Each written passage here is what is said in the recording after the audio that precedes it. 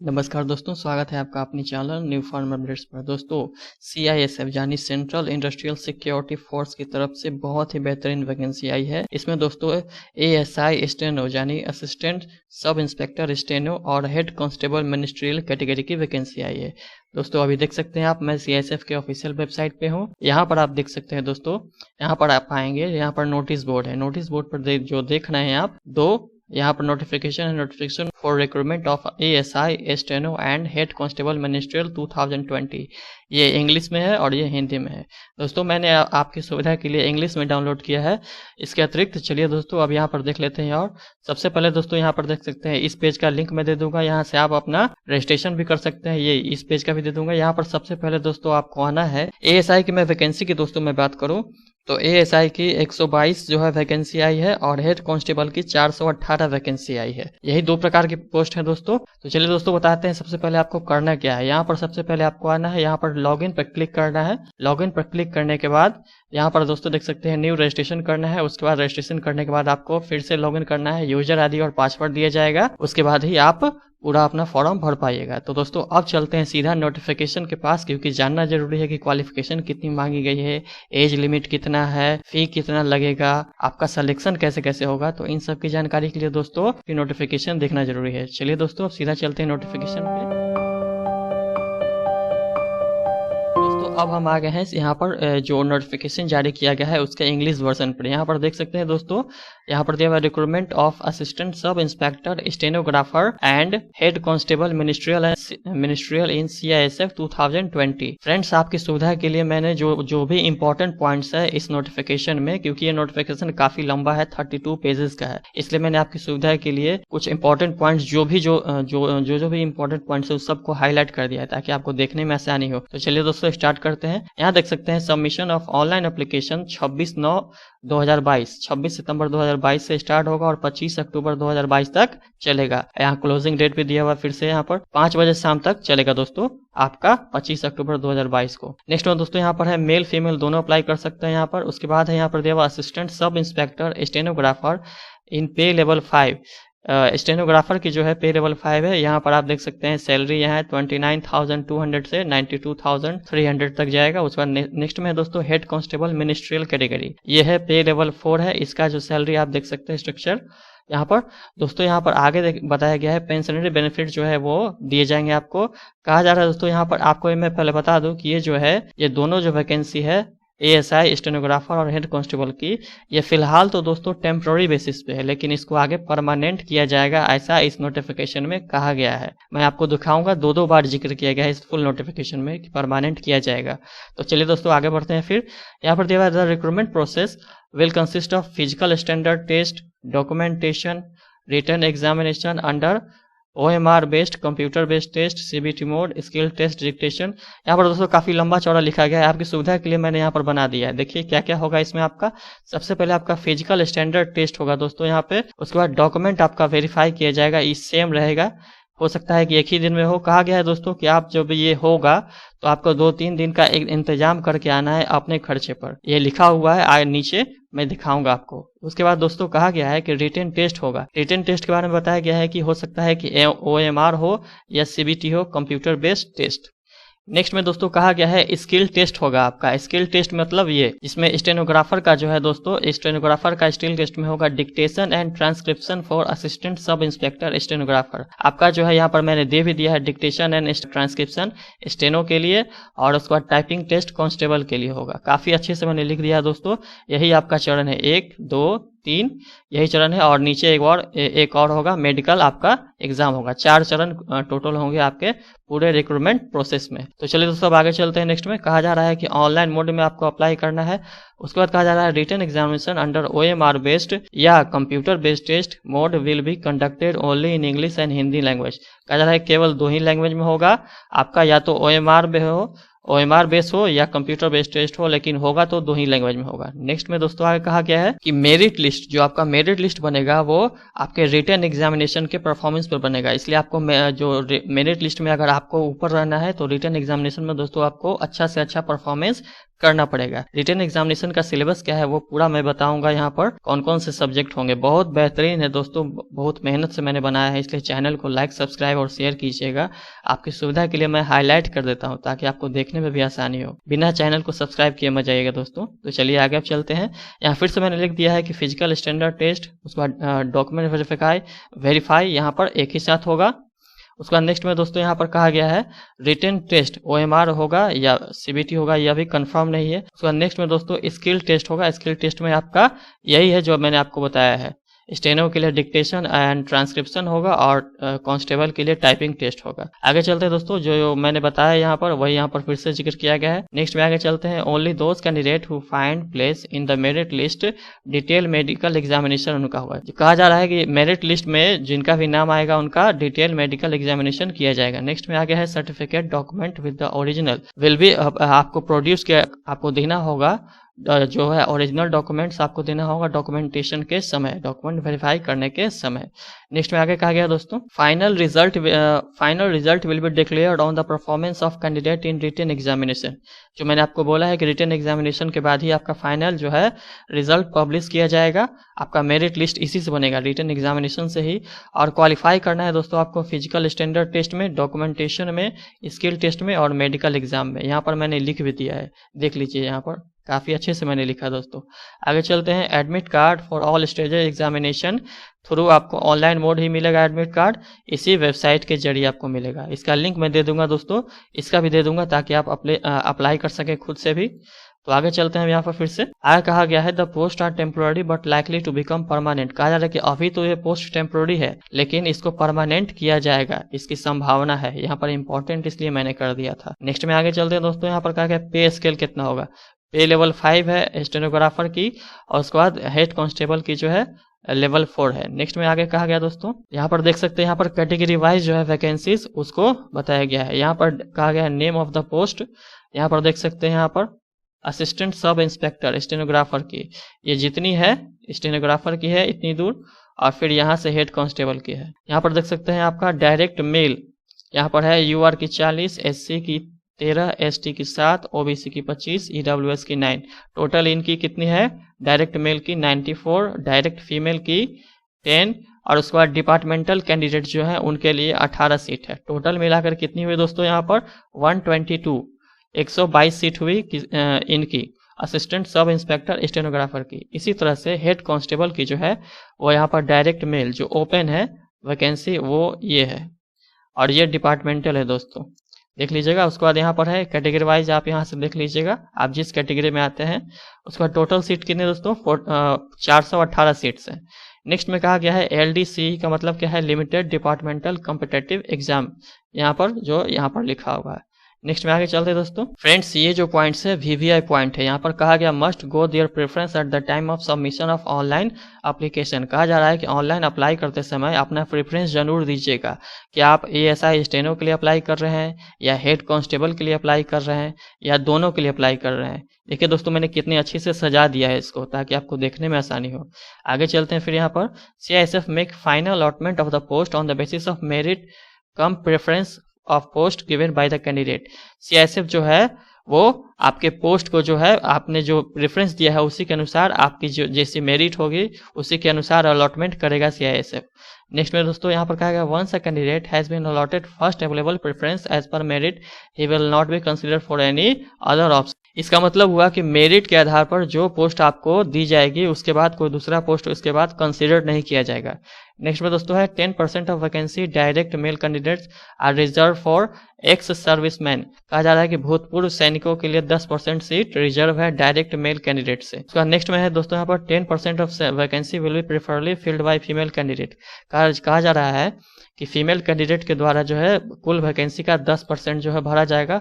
अगर उतनी female candidate नहीं हो पाती हैं, जुट नहीं पाती हैं, तो उसको मेल कैंडिडेट भरेंगे। नेक्स्ट में दोस्तों यहाँ पर कहा जा रहा है candidate selected for appointment are liable to serve anywhere in India. भारत में आपको कहीं भी सेवा करनी पड़ेगी। उसके बाद नेक्स्ट में कहा जा रहा है only one application is to be submitted by candidate. केवल एक ही बार अप्लाई करना है, आपको एक ही एप्लीकेशन देना है। नेक्स्ट में दोस्तों आगे कहा जा रहा है एलिजिबिलिटी क्राइटेरिया। आपको एलिजिबिलिटी क्राइटेरिया में क्या है, आपको इंटरमीडिएट पास होना है बस। नेक्स्ट में आगे दोस्तों यहाँ पर एज लिमिट 18 से 25 साल तक एज लिमिट है। Closing date for receipt of the online application, लेकिन दोस्तों मैंने यहाँ पर लिख दिया है आपका जो एज रिलैक्सेशन के बाद कितने साल तक आप अप्लाई कर सकते हैं, क्योंकि बहुत सारे लोगों के लिए मैं समझ सकता हूँ कि एज रिलैक्सेशन बहुत मायने रखता है दोस्तों। यहाँ पर है ओबीसी 28 साल तक अप्लाई कर सकते हैं क्योंकि 3 साल की छूट मिलती है। SC ST के कैंडिडेट 30 साल तक अप्लाई कर सकते हैं क्योंकि 5 साल की छूट मिलती है। यहाँ पर मैंने लिख भी दिया है। उसके बाद है डिपार्टमेंटल कैंडिडेट्स, जिन्होंने 3 साल की सेवा की हो, 3 साल या 3 साल से अधिक सेवा की है, उनको 45 साल तक वो भर सकते हैं फॉर्म। SC ST के कैंडिडेट होंगे वो, और 40 साल तक फॉर्म भर सकते हैं जनरल, EWS, OBC। नेक्स्ट में दोस्तों कहा जा रहा है यहाँ पर कि चिल्ड्रन एंड डिपेंडेंट, मतलब वैसे बच्चे और आश्रित जो 1984 के दंगे और 2002 के गुजरात राइट्स में मारे गए थे, उनको कितनी है, up to 5 years in upper age limit for UR and EWS candidate, and OBC को 8 साल की छूट मिलेगी। इसी तरह से यहाँ पर 10 साल की छूट SC ST कैंडिडेट्स को मिलेगी जो 1984 के राइट्स में और 2002 के गुजरात राइट में जो उनके परिजन मारे गए थे उनके बच्चों को। नेक्स्ट में दोस्तों आगे चलते हैं। फिर यहाँ कहा जा रहा है CSF personnel who intended to compete against the vacancy for limited departmental competitive examination, उनके लिए कितनी है, वो 35 साल तक भर सकते हैं। नेक्स्ट में यहाँ पर है, आगे चलते दोस्तों, हाइट फिजिकल स्टैंडर्ड आपका आ गया। यहाँ पर ST कैंडिडेट यानी शेड्यूल्ड ट्राइब कैंडिडेट्स को छोड़कर बाकी सभी कैंडिडेट्स जो है उनकी मेल की हाइट होगी 165 सेंटीमीटर मिनिमम होनी चाहिए और फीमेल की 155 सेंटीमीटर मिनिमम। नेक्स्ट में जो है यहाँ पर है दोस्तों माउंटेनियस रीजन, यहाँ पर मैंने लिख भी दिया है। माउंटेनियस रीजन के जो कैंडिडेट्स होंगे जैसे गढ़वाली हैं, कुमाऊं है, मणिपुरी है, मेघालय, असम, हिमाचल प्रदेश, इन सब कैंडिडेट जो मेल होंगे उनको 162.5 सेंटीमीटर और फीमेल को 150 सेंटीमीटर होना चाहिए। फिर दोस्तों यहाँ पर एक पॉइंट इंपॉर्टेंट था, इसको मैंने हाईलाइट किया है, the above standard will be applicable for all category that is UR, EWS, OBC, NSC। मतलब इसमें जितने भी कैंडिडेट हैं पहाड़ी जो हमारे भाई बहन है वो उन सब के लिए, चाहे वो किसी भी कैटेगरी से हो, सबकी यही रहेगी, मेल की ये और फीमेल की ये। नेक्स्ट में आगे चलते हैं दोस्तों, शेड्यूल्ड ट्राइब यानी ST कैंडिडेट की जो है अलग से हाइट दी गई है 162.5 और फीमेल की 150 सेंटीमीटर। नेक्स्ट में दोस्तों अब चेस्ट आ गया है। चेस्ट में क्या है, for all candidate except scheduled tribe candidate, ST candidate को छोड़ करके चेस्ट कितनी होनी चाहिए, मेल की 77 से 82 सेंटीमीटर होनी चाहिए मिनिमम, एक्सपेंशन जो है 5 सेंटीमीटर की होनी चाहिए।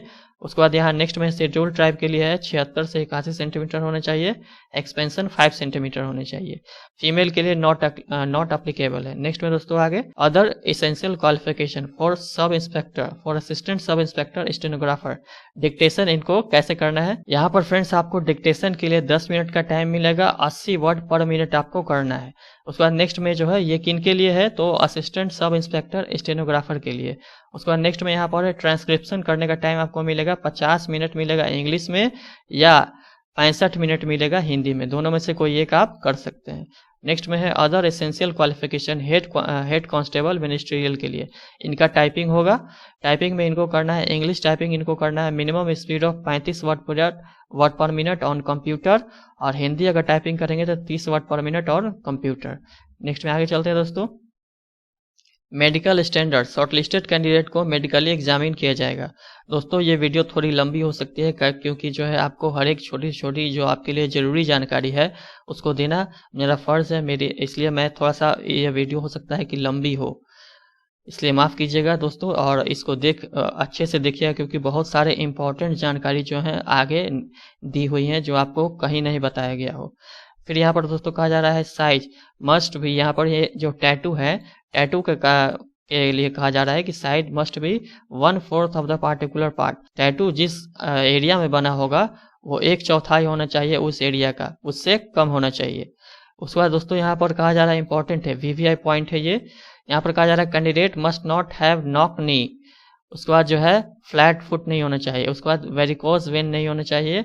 उसके बाद नेक्स्ट में है स्क्विंट इन आइज, ये सब जो है दोष नहीं होना चाहिए कैंडिडेट्स में। अगर ऐसा है तो मेडिकल एग्जामिनेशन में उनको अनफिट घोषित कर दिया जाएगा। देख लीजिएगा दोस्तों ध्यान से, ये VVI पॉइंट है। मैंने अभी थोड़ी देर पहले ही कहा कि कुछ ऐसे पॉइंट्स हैं जो आपको जानना बेहद जरूरी है। उसके नेक्स्ट में आगे चलते हैं दोस्तों, यहाँ पर कहा गया है आपका candidate should note that the date of birth आपका जो है वो मैट्रिकुलेशन का आपका सर्टिफिकेट उसमें जो दिया रहेगा वही माना जाएगा। नेक्स्ट में दोस्तों यहाँ पर है an ex serviceman means person. Ex serviceman का मतलब जो है आर्म फोर्सेज में जिन्होंने काम किया है, आर्मी, नेवी, एयरफोर्स में। नेक्स्ट में आगे चलते हैं। यहाँ पर एक सर्विसमैन के बारे में बताया गया है कि कम से जो है 3 साल से अधिक उनकी होनी चाहिए सेवा, और उनका कैरेक्टर बहुत अच्छा होना चाहिए, तभी वो अप्लाई कर सकते हैं इसके लिए। नेक्स्ट में दोस्तों आगे चलते हैं। Certificate and format, certification and format of certificate. Prescribe format क्या है? SC/ST जो आपको दी है, SC/ST का सर्टिफिकेट आप जानते ही हैं कैसी होती है।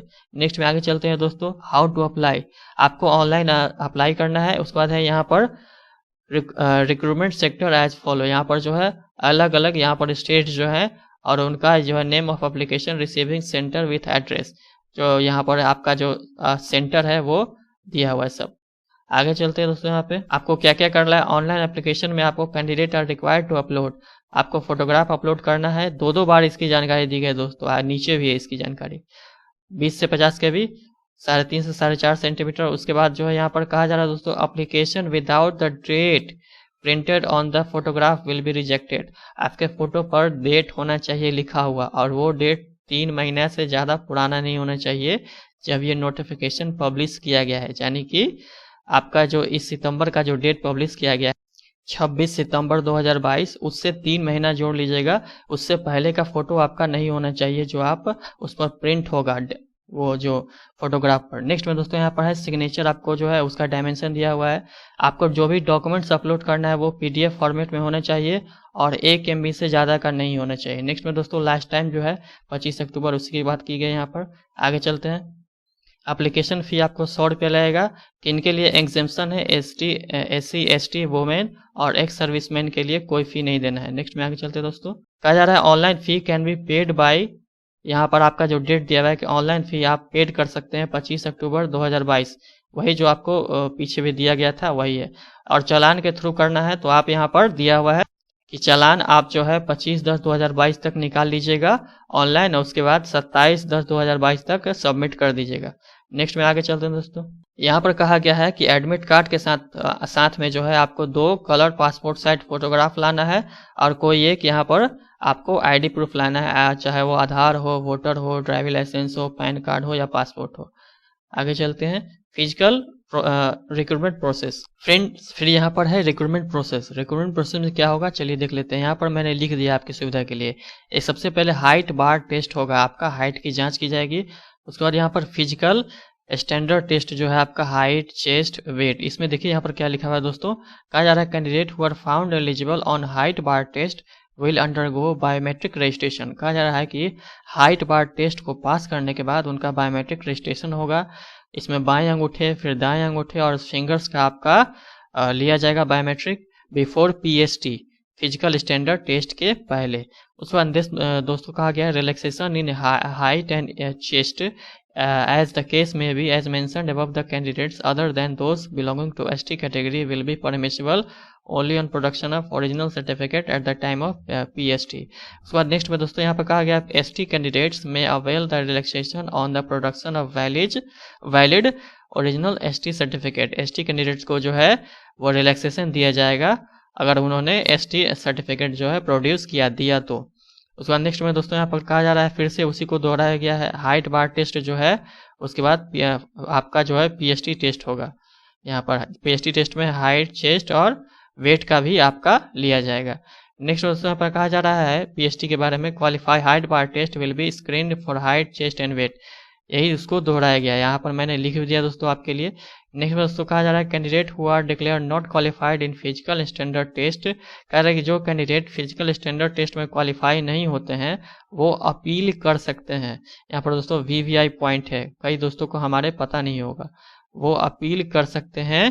प्रिसाइडिंग ऑफिसर वहीं पर रहेंगे, उनके सामने अपील कर सकते हैं, वो आपकी अपील को सुनेंगे और अपने सामने करवा कर देखेंगे, ऐसा हो सकता हो तो करवा कर देखेंगे और उनका जो आदेश होगा वो फाइनल होगा आपके लिए।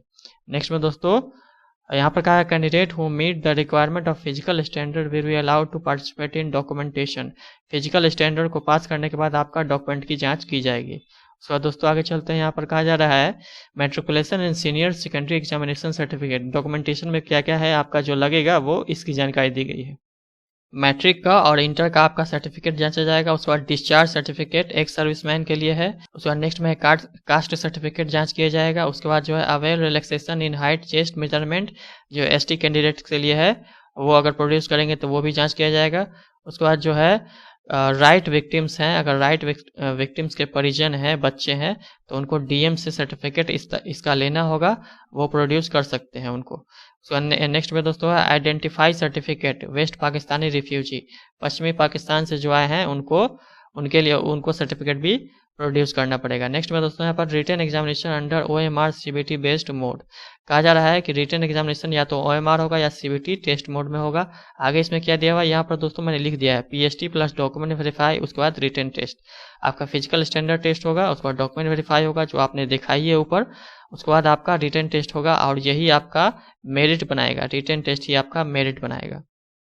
रिटन टेस्ट में आपका जो है ऑब्जेक्टिव क्वेश्चंस होंगे, 100 क्वेश्चन होंगे, 100 मार्क्स के 2 घंटे का समय होगा। देखिए दोस्तों यहाँ पर भी एक इंपॉर्टेंट चीज है, VVI पॉइंट है। जनरल इंटेलिजेंस सभी के जो है 25-25 क्वेश्चन, 25-25 मार्क्स, 2 घंटे का समय। लेकिन यहाँ पर पार्ट डी में देख लीजिए, कई सारे हमारे दोस्त हैं जो जिनका इंग्लिश वो उतना सही नहीं है, तो वो हिंदी में भी दे सकते हैं। 25 क्वेश्चन या तो इंग्लिश चुने या हिंदी चुने और 25 क्वेश्चन 25 मार्क्स के। तो ये एक बड़ा पॉइंट है, कई सारे दोस्त हैं वो उनको ये जानना बेहद जरूरी है। नेक्स्ट में आगे चलते हैं। फिर यहाँ फ्रेंड्स कहा गया है कि आपका जो रिटन एग्जामिनेशन होगा इसमें निगेटिव मार्किंग नहीं होगी, मतलब आप इसमें कोई निगेटिव मार्किंग नहीं होगी, आप जो है अपने हिसाब से दे सकते हैं। नेक्स्ट में है डेट ऑफ एग्जामिनेशन जो है वो CISF के वेबसाइट पर दी जाएगी, यही वेबसाइट है। नेक्स्ट में दोस्तों आगे कहा जा रहा है, इसका लिंक मैं दे दूंगा दोस्तों, जैसे ही एडमिट कार्ड आ जाता है उस पर वीडियो भी बना दूंगा, तो प्लीज़ चैनल को लाइक सब्सक्राइब और शेयर जरूर कीजिएगा। चलिए दोस्तों आगे चलते हैं। फिर से टेंटेटिव आंसर की जो है रिटन एग्जामिनेशन का वो आपको जारी किया जाएगा वेबसाइट पर। Written examination paper will be 12 standard, 12वीं का स्तर का, इंटर स्तर का आपका रिटन एग्जामिनेशन का पेपर होगा। नेक्स्ट में कहा जा रहा है skill test after written examination who placed in the merit, written examination के बाद जो मेरिट बनेगा उसमें उसके बाद आपका जो है स्किल टेस्ट होगा, उसी की बात की गई है। और ये क्या है, skill test qualifying in nature है, सिर्फ आपको पास करना है और स्किल टेस्ट में मैंने आपको बता ही दिया है। नेक्स्ट में आगे चलते हैं दोस्तों, यहाँ पर है mode of selection on the basis of aggregate marks obtain in written examination by the candidate, number of vacancy in each category. जो यहाँ पर है दोस्तों कहा जा रहा है कि जो आपका minimum percentage of marks for qualification, ये मिनिमम परसेंटेज की बात की गई है। मिनिमम से तो कुछ होगा नहीं दोस्तों, क्योंकि ये कॉम्पिटिटिव एग्जामिनेशन है, आपको अच्छा से अच्छा नंबर लाना पड़ेगा। आगे चलते हैं दोस्तों, कहा गया है यहाँ पर रिजोल्यूशन ऑफ टाई केसेस, अगर टाई हो जाते हैं दो से अधिक कैंडिडेट्स के एक ही नंबर आते हैं तो क्या होगा, तो ओल्डर एज के कैंडिडेट्स को जो है उनको प्रेफरेंस मिलेगा जिनकी उम्र ज़्यादा होगी। अगर इसमें भी टाई हो गया तो फिर आपको जो है जिनका हायर क्वालिफिकेशन होगा उनको प्रेफरेंस मिलेगी। अगर इसमें भी टाई हो गया तो जो कैंडिडेट्स जो है जिनकी हाइट ज़्यादा होगी उनको प्रेफरेंस मिलेगी, ये सीरियल वाइज होगा। अगर इसमें भी टाई हो गया तो अल्फ़ाबेटिकल जो नाम के ऑर्डर हैं उसमें प्रेफरेंस दिया जाएगा, मतलब जिनका नाम अमित होगा उनको पहले बुलाया जाएगा, जिनका नाम विवेक होगा उनको बाद में बुलाया जाएगा। यानी कि अमित वाले जो स्टूडेंट है उनका सिलेक्शन होगा, ना कि विवेक वाले स्टूडेंट का सिलेक्शन होगा। इस तरह से यहाँ पर हेड कांस्टेबल में भी दिया हुआ है। नेक्स्ट में आगे चलते हैं दोस्तों। फिर से यहाँ पिछली बात को दोहराया गया है कि अभी तो फिलहाल ये टेम्प्रोरी है पोस्ट, जो 2 प्रकार के पोस्ट हैं, 418 वैकेंसी और वो ASI की जो वैकेंसी है, सब टेम्प्रोरी है, लेकिन इनको परमानेंट किया जाएगा, परमानेंट किए जाने की संभावना है। नेक्स्ट में आगे चलते हैं दोस्तों, काफ़ी लंबी चौड़ी PDF है। यहाँ पर candidate should duly prepare for 2-3 days stay under their on arrangement. कहा जा रहा है कि कैंडिडेट को जो है 2-3 दिन का अपना रहने का इंतजाम करके आना है, अपने खर्चे पर आना है दोस्तों। Different stage of recruitment process, क्योंकि यहाँ पर अलग अलग स्टेजेस होंगे रिक्रूटमेंट प्रोसेस के, कोई आपको पैसा नहीं दिया जाएगा इसके लिए। नेक्स्ट में आगे चलते हैं दोस्तों। यहाँ पे फिर यहाँ पर कहा जा रहा है कैंडिडेट का अपना ईमेल आईडी और मोबाइल नंबर होना चाहिए। उसका है completion of registration send through SMS, आपका रजिस्ट्रेशन का जो है SMS और ईमेल पर आपको प्राप्त होगा। कॉल लेटर जो है PhD document verification, written test, skill test, detail medical examination, इन सब को जो ऑफिशियल वेबसाइट पर जारी किया जाएगा। हेल्पलाइन नंबर यहाँ पर दिया हुआ है दोस्तों, अगर कोई हेल्पलाइन की अगर जरूरत हो आपको तो इस वीडियो को खोल के उस समय देख सकते हैं आप, रिक्रूटमेंट प्रोसेस के समय, अगर उस समय जरूरत पड़ी तो। नेक्स्ट में आगे चलते दोस्तों। फिर यहाँ पर है procedure of filling online application, online application को फिल करने का प्रोसीजर। ऑनलाइन एप्लीकेशन आपके जो है इसके 2 चरण होंगे। फर्स्ट चरण में है, पहले चरण में फर्स्ट स्टेज में आपको रजिस्ट्रेशन करना होगा। सेकेंड स्टेज में आपको जो है अपना जो भी डॉक्यूमेंट्स है वो अपलोड करना होगा, जितने भी आपके हैं डॉक्यूमेंट्स। उसके बाद यहाँ पर मोबाइल नंबर, ईमेल आईडी, आधार नंबर, ये सब आपको जो है, अगर आधार नहीं है तो दोस्तों ये सब में से कोई है वो आपको देना पड़ेगा। उसके बाद है दोस्तों यहाँ पर information about board roll number, year of passing for matriculation, यहाँ पर देना होगा क्योंकि एज वेरीफाई करने के लिए यहाँ पर। उसके बाद दोस्तों यहाँ पर रजिस्ट्रेशन कर लीजिएगा। उसके बाद आपको लॉगिन करना होगा। लॉगिन करने के लिए इस पेज का जो है सबसे पहले आपको रजिस्ट्रेशन करना है, यहीं से आपको मिल जाएगा यूजर आईडी पासवर्ड। इस पेज का लिंक भी मैं दोस्तों इस वीडियो के डिस्क्रिप्शन में दे दूंगा, तो आप जरूर विजिट कीजिएगा। उसके बाद लॉगिन का भी दे दूंगा इसमें से। उसके बाद चलिए दोस्तों आगे चलते हैं। यहाँ पर है रजिस्ट्रेशन करने के बाद लॉगिन करना है, बेसिक डिटेल्स भरना है, डिक्लेरेशन करना है आपको जो है डिक्लेरेशन पर। उसके बाद आपको सबमिट करना है, यहाँ पर आगे दिया हुआ है। डिक्लेरेशन को केयरफुली पढ़ लीजिएगा अपना। उसके बाद दोस्तों यहाँ पर कहा जा रहा है कि जो आपका मैट्रिकुलेशन सर्टिफिकेट है उसी के अनुसार अपना नाम, father's name, mother's name, date of birth भरिएगा। मैट्रिकुलेशन के सर्टिफिकेट में जो भी लिखा होगा वही मान्य होगा। उसके बाद नेक्स्ट में दोस्तों यहाँ पर कहा जा रहा है कि फोटोग्राफ जो है, फोटोग्राफ आपका ये उसका डायमेंशन फिर से इसकी जिक्र कर दी गई है, पहले भी जिक्र हुआ है, फिर से जिक्र हो गया यहाँ पर। उसके बाद सिग्नेचर का भी आपका जिक्र किया हुआ है, मैंने आपको बताया है। यहाँ पर है कि फिर कि आप जो है रजिस्ट्रेशन करने के बाद आपको लॉगिन करना है। लॉगिन करने के लिए इस वेबसाइट पर आना है। इस वेबसाइट जाने की इसका लिंक मैं दे दूंगा, लॉगिन का भी। आगे चलते दोस्तों यहाँ पर कहा जा रहा है कि फिर आपको वैलिडेट करना है। उसके बाद आपको after validation click on ASI steno and HC ministerial, यहाँ पर टैब दिखेगा, उस पर क्लिक करना है। क्लिक एप्लीकेशन फॉर्म, उसके बाद इस पर क्लिक एप्लीकेशन फॉर्म पर क्लिक करना है। उसके बाद सारा डिटेल्स आपको भर देना है। भरने के बाद आपको सबमिट, और उसके बाद सबमिट कर देना है। सबमिट करने के बाद यहाँ पर आगे चलते दोस्तों कहा जा रहा है अपलोड योर रिसेंट फोटोग्राफ। आपको जो है अपना जो है रिसेंट फोटोग्राफी अपलोड करना है, 3 महीने से ज़्यादा पुराना नहीं होना चाहिए। इसका मैंने आपको दोस्तों पहले बताया है कि इस नोटिफिकेशन को जारी होने जाने की 26 सितंबर 2022 से 3 महीना जोड़ लीजिएगा। उससे पहले का आपका फोटोग्राफ नहीं होना चाहिए, नहीं तो रिजेक्ट हो जाएगा। नेक्स्ट में दोस्तों यहाँ पर है स्कैंड कॉपी होना चाहिए मैट्रिकुलेशन सर्टिफिकेट सीनियर सेकेंडरी 12वीं की बात की जा रही है। और ये जो है 1 MB से ज़्यादा का नहीं होना चाहिए, PDF में होना चाहिए। किसमें? PDF में होना चाहिए दोस्तों। नेक्स्ट में आगे है after uploading all the required document and image click on continue for payment. सभी डॉक्यूमेंट्स को आपको अपलोड करने के बाद पेमेंट पर क्लिक करना है। पेमेंट करना है 100 रुपये का आपको। SC ST फीमेल कैंडिडेट्स और एक्स सर्विसमैन को पेमेंट नहीं करना है। उसके बाद आपको प्रिंट कर लेना है। उसके बाद है प्रिंट आउट ले लीजिएगा दोस्तों अपना। उसके बाद नेक्स्ट में आगे चलते हैं। फिर यहाँ दोस्तों जो है सर्टिफिकेट का फॉर्मेट है, ये सब देख सकते हैं आप। SC ST है, OBC है, इस तरह से हैं, तो आप देख लीजिएगा। इसका मैं दे दूंगा, ये यहाँ से आप नोटिफिकेशन डाउनलोड करके जो है इसका जो है डाउनलोड करके आप पढ़ भी सकते हैं दोस्तों। तो दोस्तों इस तरह से पूरा जो है वीडियो काफ़ी लंबी हो गई, वीडियो 28 से 29 मिनट की हो गई है। अगर आपको दोस्तों हमारी वीडियो अच्छी लगी हो तो प्लीज़ चैनल को लाइक सब्सक्राइब किए बिना मत जाइएगा। मैंने काफ़ी मेहनत से आपके लिए वीडियो बनाता हूँ। आपसे यही गुजारिश है कि प्लीज़ लाइक सब्सक्राइब और शेयर जरूर कीजिएगा हमारे इस चैनल को। और नए नए वीडियो इस पर आते ही रहेंगे दोस्तों, नए नए वैकेंसी आते ही रहेंगे। तो अब हमें दीजिए इजाज़त, फिर मिलते हैं किसी नए वीडियो में नए वैकेंसी के साथ। जय हिंद।